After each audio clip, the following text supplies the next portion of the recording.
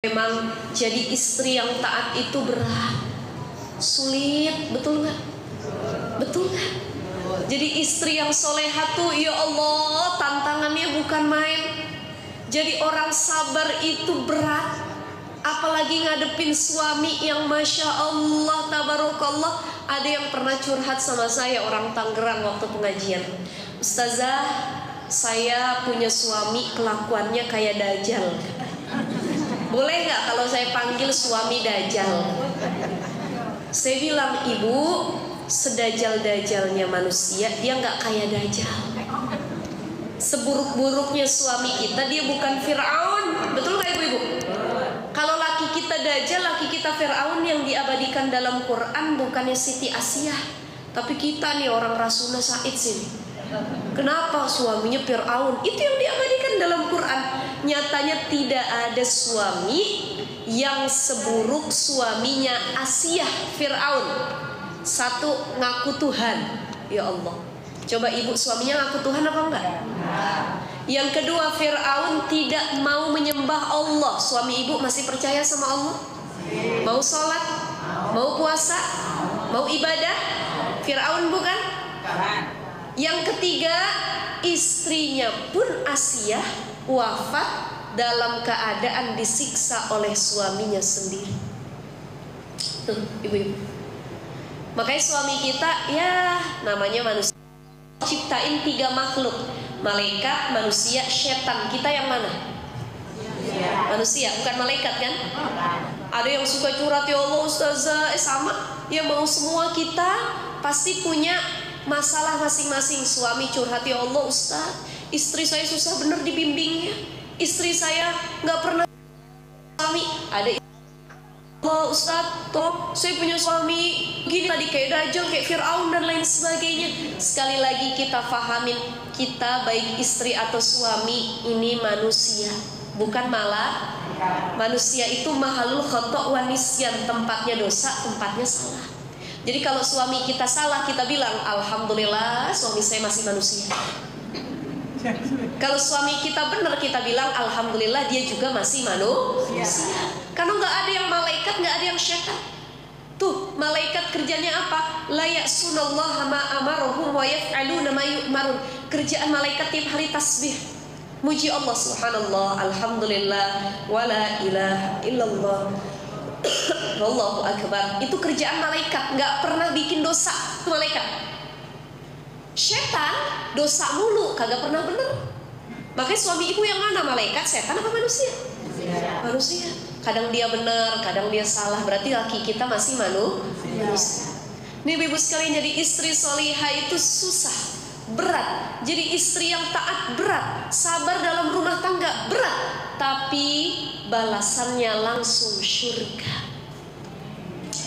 Apa kata Allah? Jannatu adni yadkhulunaha wa man salaha min abaihim wa azwajihim wa zurriyyatihim wal malaikatu yadkhuluna alaihim min kulli bab. Salamun alaikum bima sabartum fa ni'ma uqbada. Ada nanti satu keluarga yang masuk surganya bareng-bareng. Pengen gak kita masuk surga bareng-bareng? Ibu nanti gandeng suami, bawa anak, cucu, ipar, besan, mantu, semua ikut. Yuk bareng-bareng yuk. Sekarang biasanya jalan kemana-mana naik mobil bareng-bareng. Paling staycation di Puncak, ke Bandung, jalan-jalan ke Bali, ke luar negeri. Ditanya sama tetangga, Bu Haji mau kemana Bu Haji? Saya mau menginap dulu di hotel di Puncak katanya. Nih satu keluarga didadahin sama tetangga. Hati-hati Bu Haji ya, tuh yang dadahin baru tetangga. Tapi dalam ayat ini surah Ar-Ra'd, Allah janjikan siapa yang sabar, yang baik, berusaha jadi orang baik selama di dunia, baik itu seorang istri, seorang suami, anak, orang tua, satu keluarga, mereka masuk surga. Bareng-bareng masuk surga. Wal malaikatu yadkhuluna alaihim min kulli bab. Malaikat penjaga pintu surga keluar semua beriringan, berdiri, tuh nyambut. Kata pimpinan malaikat bilang, wahai malaikat yang lain, keluar, keluar, ukhruj, ukhruj. Kenapa? Ada satu keluarga yang mau masuk surga. Siapa? Orang Kuningan, Jakarta Selatan. Ya Allah, amin ya Rabbal. tala'al badru alaina min saniyatil wada wajaba syukru alaina ma da'a lillahi. Didedahi assalamualaikum. Bu Haji, ya Allah yang suka ngaji di Al-Barakah ya. Bu Haji, selamat, salamun alaikum bima sabartum fa ni'ma ubbad. Barakallah, selamat Bu Haji, kata para malaikat. Berhasil Bu Haji bawa keluarganya, satu keluarga masuk surga bareng-bareng. Amin ya Rabbal. Jadi kalau Mbak baru bawa ke Bandung, ke Puncak, jalan keluar negeri, udah biasa. Yang luar biasa kalau kita bisa bawa keluarga kita masuk surga bareng-bareng. Di surga ngumpul sama cucu, ngumpul sama anak, ngumpul sama suami. Indah bener ya bang surga. Ya Allah Neng, bukan main indahnya. Air apapun ada, buah apapun ada Neng. Ya Allah, nikmatnya Allah kasih surga buat kita. Makanya ibu-ibu sekalian yang dimuliakan Allah Subhanahu wa ta'ala, nih, sabar ketika berumah tangga, ngadepin suami, ngadepin istri, ngadepin anak, ngadepin pasangan, ngadepin siapapun. Ini kunci kita dapat surga tadi, bahkan bisa masuk keluarga. Bu, Asiyah tuh sabarnya bukan main. Makanya gini, saya sering bilang di mana-mana, bisa jadi kunci surganya perempuan nih. Kalau tadi perempuan sebelum nikah surganya ada di mana? Orang tua. Kalau dia udah nikah di mana surganya? Suami. Ridha suami itu jadi ridha Allah. Murka suami jadi murka Allah selama itu dalam ketaatan kepada Allah.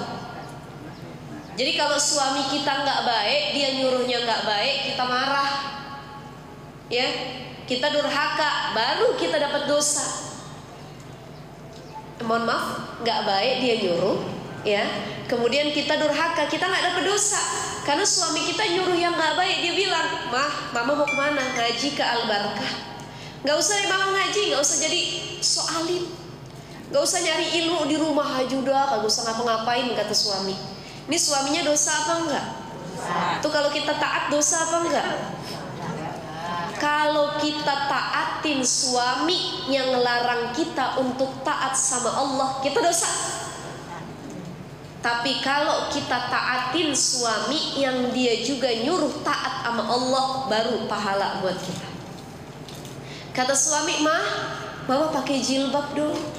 Emang apa papa nggak mau aurat mama yang terlihat sama orang itu jadi pertanggungjawaban papa di akhirat. Tuh suaminya soleh apa enggak? Baik apa enggak? Kata suaminya, mama mau ngaji kemana? Al-Barakah. Baik mama butuh berapa juta? Biar papa bekelin buat ngaji. Gak usah mama jalan ngajinya deket situ. Gak apa-apa, mungkin pulang ngaji mama pengen mampir ke salon. Atau mungkin saat ngaji mama pengen sedekah. Ini kan suami yang soleh, betul gak Bu? Dia dukung kebaikan istrinya. Ada suami yang gak rela istrinya keluar, hatta itu ngaji. Sekalipun itu ngaji, kata suaminya, papa gak mau mama keluar rumah bukan karena papa gak suka mama ngaji, tapi karena papa tidak ingin kecantikan mama dilihat oleh siapapun. Suami ibu begitu apa enggak? Ya Allah, sian benar ya.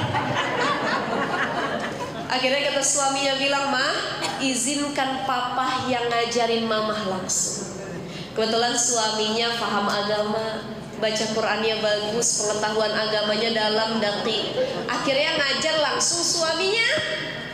Ini kalau suaminya begitu, modelnya apa Bu? Ustaz Azhari. Alhamdulillah, suami saya sendiri. Kalau kita model suaminya begitu, kata suami nggak usah keluar, biar papa yang bertanggung jawab terhadap bacaan Quran mama, papa yang tanggung jawab fikihnya mama, papa yang tanggung jawab ilmu hadis dan tafsirnya mama. Nih yang begini kudu ditaatin, nggak usah keluar. Udah asik, nggak usah bayar guru ngaji. Laki kita gurunya langsung.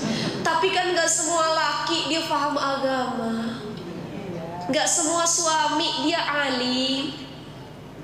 Maka suami yang gak bisa ngajarin istrinya langsung, minimal kalau dia gak ngebolehin istrinya keluar rumah ngaji, dia panggil guru ngaji ke rumah. Mah, papa tetap gak redok mama keluar rumah. Kenapa? Karena wajah mama hanya boleh dinikmati oleh papa. Baik pak, terus gimana dong? Papa akan panggilkan guru ngaji privat khusus buat mama. Dari guru tafsir, fikih, hadis, Quran, semua ada, tiap minggu ganti-gantian khusus buat mama. Itu kalau di total bisa berapa? Ini ya. Tapi suaminya mampu, bangga, fadhol, silahkan. Namanya suami yang tanggung jawab. Dia nggak boleh istrinya keluar, tapi dipanggil guru ngaji ke rumahnya. Tapi ibu-ibu, nggak semua suami rizkinya berlebih. Maka kalau suami nggak bisa ngajarin, nggak bisa manggil guru privat ke rumah, minimal dia ngizinin istrinya buat berangkat ngaji. Mah, mama mau ngaji, mangga silahkan, papa nggak ngalang-ngalangin. Nanti pulang ngaji, tolong ilmunya diamalin buat keluarga.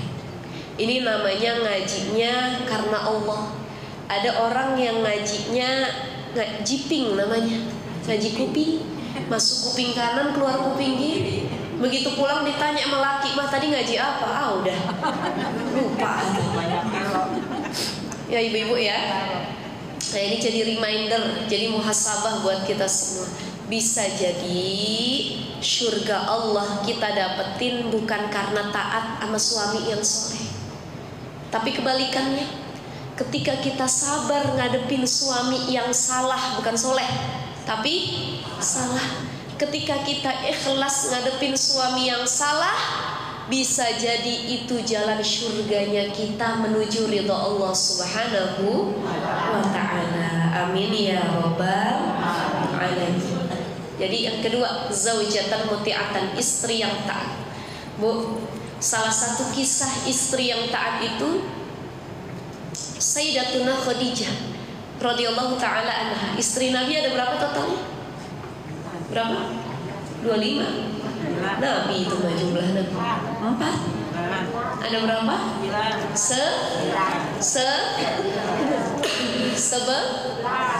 Satu Siti Khadijah. Yang kedua Saudah. Yang ketiga Aisyah. Yang keempat ngeblank nih ustazah. Biasanya kita kalau disebutin satu-satu suka lupa. Tapi kalau dalam syair nazam Aqidatul Awam tuh pentingnya memang disyairin biar gampang. Itu kan ada lagunya tuh. Abdullah nama ayahnya, Aminah ibundanya, Abdul Muttalib Abu Talib pamannya, Khadijah istri setia, Fatimah putri tercinta, semua bernasab mulia dari Quraisy ternama. Inilah kisah yang penuh suka, sang Rasul yang penuh suka duka, yang penuh suka duka. Enak gak kalau pakai syair bu? Tapi kalau disebutin satu-satu, oh plain kita lupa. Ya Allah, itu sama istri Nabi jumlahnya ada 11 dalam syair Aqidatul Awam itu disebutkan. Ya Khadijah, kemudian Aisyatu wa Hafsatu wa Saudah, Sofiyatu Maimunatu wa Ramlah, Hindun wa Zainabun kaza Juwairiyah, lil mu'minina ummahatu mardiyah. Diulangin bu. Nanti kita buka di YouTube ya, di Google, di TikTok banyak istri Nabi pakai syair. Anak Nabi sekarang udah banyak yang disyairin. Anak-anak Nabi jumlahnya ada 7, 3 laki-laki, 4 perempuan. Nah itu kan enak ya kalau dipelajarin seperti itu. Ini Khadijah istri yang setia taat sama Nabi. Khadijah ini dulu bu salah satu seorang perempuan entrepreneur, pengusaha. pedagang, pembisnis hebat kala itu, satu-satunya perempuan di Mekah yang jadi panutan dalam kesuksesan usaha berdagang. Dan setelah nikah sama Rasul, harta Khadijah, hasil perdagangannya semua didistribusikan untuk dakwah suaminya. Masya Allah. Banyak dari kita mungkin, ya Allah, kita muhasabah diri kita yang hitung-hitungan sama laki sendiri. Ya Bu ya. Karena perempuan itu prinsipnya duit suami, duit istri. Duit istri, duit saya. Nah aja duit suami. Kalau istri minjem duit sama suami, kadang-kadang gak usah digantiin dah. Tapi kalau suami minjem duit sama istri, wailah, galakan kita ya Bu ya. Masya Allah. Nih salah satu panutannya Sayyidatuna Khadijah. Khadijah itu gak pernah pelit sama Nabi, apalagi dia kasih hartanya ke Nabi bukan untuk kehidupan, tapi untuk kelancaran dakwah Islam. Salah satu panutan dari Khadijah. Yang kedua, apa yang dilakukan oleh Sayyidatuna Khadijah? Khadijah itu paling tahu psikologi suaminya. Kala itu saat Nabi dapat wahyu, Iqra bismi rabbikal ladzi khalaq, khalaqal insana min, ketemu sama malaikat Jibril, gemeter Nabi, ya, ketakutan, pulang sampai demam, punya masalah, wajahnya berbeda, raut mukanya, disambut oleh istrinya. Wahai suamiku, apa yang terjadi? Nabi nggak jawab saking gemeteran, dipeluk sama Khadijah, diantarkan ke kamar, diselimutin, dikasih minum dulu, dielusi, ditunggu sampai tenang, baru diajak ngomong. Suamiku, apa yang membuat engkau seperti ini keadaannya? Kata Nabi, aku bertemu dengan Jibril, malaikatnya Allah, besar, dari ujung ke ujung, bahkan sayapnya itu menutupi matahari yang ada. Wow, ya, ketakutan Nabi bertemu dengan Jibril kala itu. Istrinya ngedengerin, istrinya ngasih ketenangan.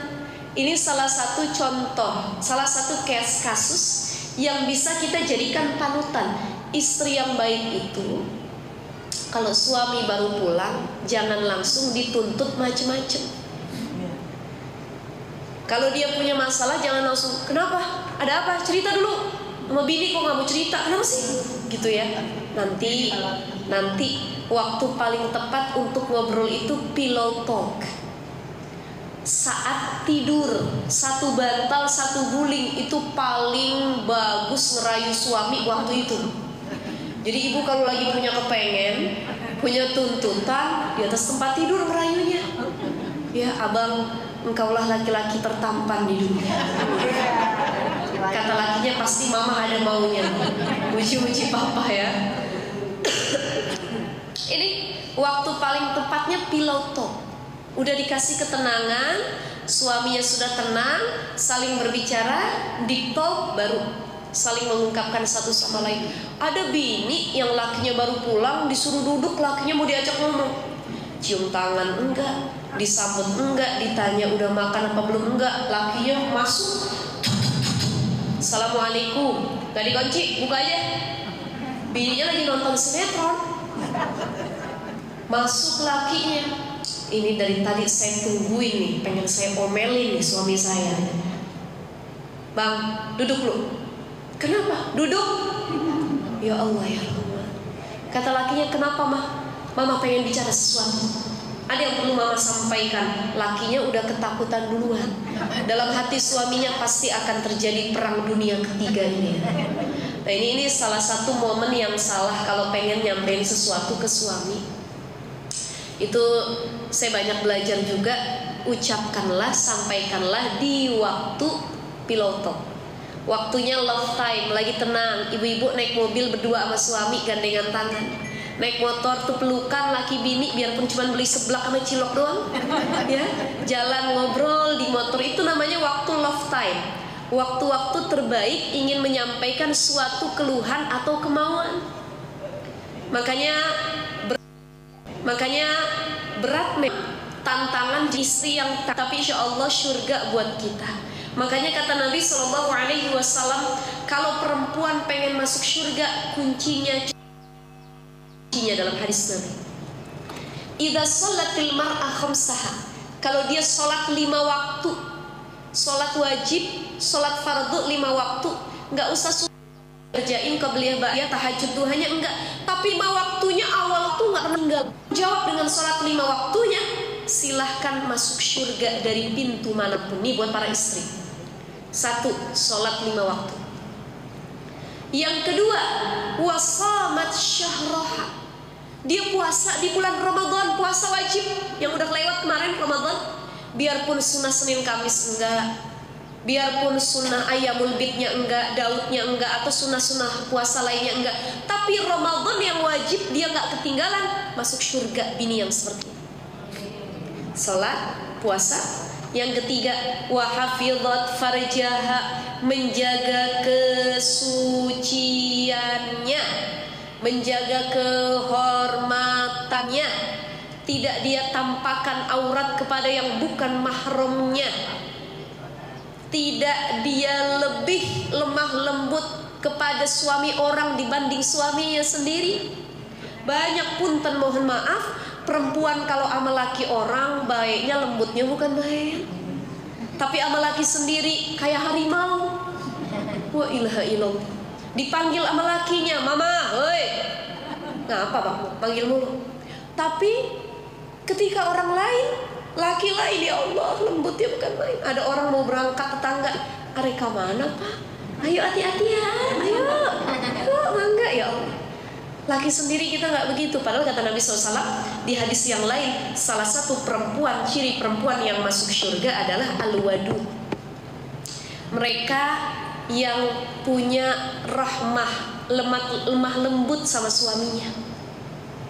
Tuh, ibu-ibu ditelepon sama suami, ya, diangkat, mama di mana? Ya, Maihani, Bani Sweety, suamiku tercinta, mama lagi ngaji dulu sayang. Gitu. Itu bagus nggak? Pahala nggak bu? Pahala. Ya Allah ya Rahman, Aisyah itu kalau dipanggil sama Nabi, ya Humairah, ya Uwais, ya Aisyah, ya Zaujati, kata Nabi. Apa jawaban Aisyah? Labaik ya Rasulullah. Ibu-ibu gitu nggak kalau dipanggil suami? Labaik wahai suamiku. Iya. Kenapa sayang? Tuh, jawaban istri soleha begitu kalau dipanggil suami. Ibu-ibu deh, di HP-nya nama suaminya apa? Apa? Ayang Beb. Aduh, udah gak ada suami. Waduh, pantesan saya lihat dari tadi bengong aja. Ini kayaknya pada rindu sama suaminya ya bu. Insya Allah, bu, insya Allah dikumpulin lagi nanti di surga. Kalau ada jodohnya lagi mah nggak apa-apa, jangan ditolak ya bu ya. Tapi insya Allah nanti dipertemukan lagi dengan suami-suami yang saleh. Yang masih ada suami mana? Banyak. Yang udah nggak ada? Wah, banyak juga.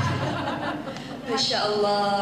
Ibu-ibu sekalian yang dimuliakan Allah, itu yang sudah meninggal suaminya, kita banyakin Fatihah, banyakin kirim doa, kita banyak istighfar, minta ampun ya Allah. Kalau saya dulu punya dosa, punya salah sama suami saya minta maaf ya Allah.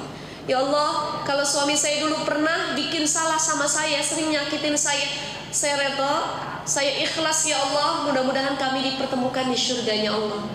Yang suaminya masih ada, kita bisa memperbaiki. Mungkin selama ini banyak masalah yang tidak bisa diselesaikan. Mungkin selama ini saya kurang taat jadi istri. Mungkin selama ini suami saya kurang soleh jadi suami. Tapi ya Allah, tidak ada kata terlambat selama kita masih hidup. Jadi mudah-mudahan sepulangnya ngaji bisa kita amalin, kita bisa watawassau bil haqqi watawassau bis sabr. Saling ngingetin sama pasangan. Tuh, jadi istri yang taat, mudah-mudahan kita salah satunya. Amin. Tadi ketiga,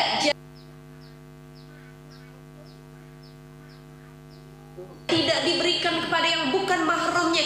Apalagi nauzubillah sampai ada istri yang selingkuh dengan laki-laki yang bukan mahramnya. Ini jangankan surga, baunya aja nggak bisa kecium, kecuali dia pintu manapun adalah mereka wa ata'at. Selama ketaatannya aturan Allah, Tapi kalau langgar aturan Allah boleh. Ya, ini peran kita yang kedua. Tadi pertama jadi bintun solihah, anak yang bakti sama orang tua. Yang kedua jadi zaujatan muti'atan, istri yang taat sama suami. Dan yang ketiga jadi madrasatul ula, seorang ibu terbaik buat anak-anaknya. Bu, kan nyatanya ngedidik anak yang mulai dewasa lebih sulit daripada ngedidik anak kecil. Betul? Anak kecil diomelin, "Neng, ayo berangkat." Atau sekarang yang lagi rame, Sonia Kang Dedi, ya, Kang Dedi. Nangis tuh anak kecil, ibu-ibu begitu jangan sama cucu pada ya. Ini lagi viral soalnya ya, Kang Dedi, itu anak kecil akan nurut. Tapi beda ngedidik anak yang sudah mulai masuk masa pubertas remaja. Ya Allah, tantangannya bukan main.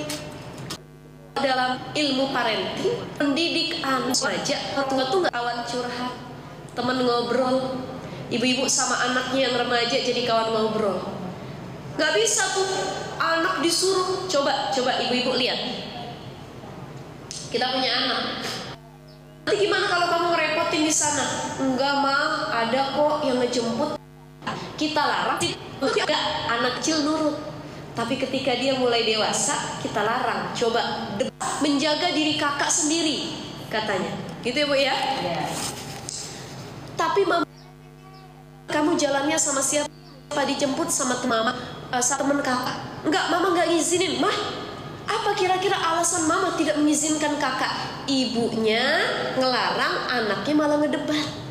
Tuh kalau anaknya beranjak dewasa, dia minta alasan. Beda sama anak kecil, kita bilang A, bilang B.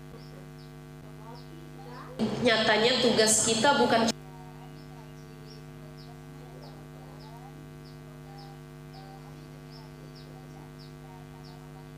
cuma ngandung, ngelahirin. Nih Bu, keutamaan kita seorang perempuan yang banyak kita bilang alhamdulillah, bersyukur saya jadi perempuan tadi, diangkat derajatnya sama Nabi. Salah satunya bukan cuma jadi pemuas nafsu seksual, bukan cuma jadi pabrik pembuat anak, tapi perempuan. Kalau dia nggak punya rahim berarti laki-laki. Karena banyak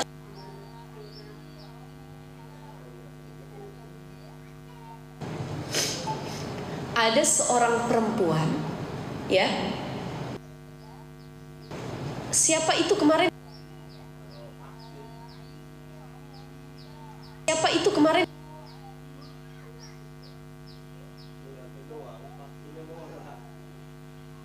Bukan, karena dari kecil ternyata orang tuanya tidak menyadari. Nah, biasanya yang paham kayak gini orang-orang kota. Dia punya biaya, diajak ke dokter, ya. Ada kelamin ganda dalam dirinya. Ya Bu ya, ini banyak kasus nih. Kelamin ganda nanti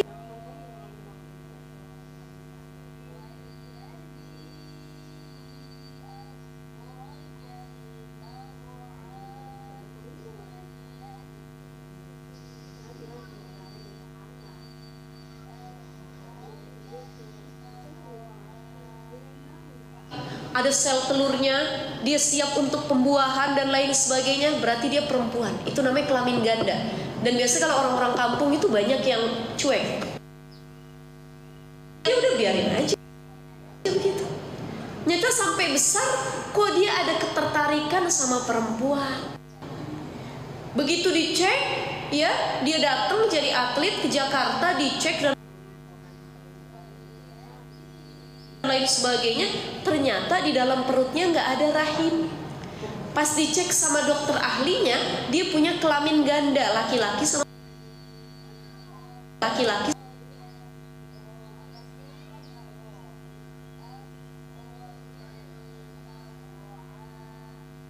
sama perempuan. Dia tahu kepada laki-laki, padahal dari kecil dia hidup ya disaring orang tua jadi perempuan. Itu maknanya kasih sayang.